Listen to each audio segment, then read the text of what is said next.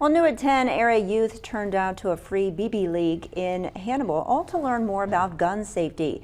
The firearm safety and awareness class is for youth ages 8 through the age of 18. That's where they learn about ammunition, how to properly handle guns, how to identify animals, along with target practice for the upcoming hunting seasons. Organizers say that this class is always timely for people of all ages. The thing that's so much fun with this is just seeing how the individual kids improve.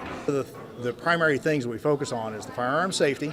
We want to make sure that whenever they're out in the woods, if they're just shooting on their property, or if they're here within the classroom, that they're handling those firearms in a safe manner.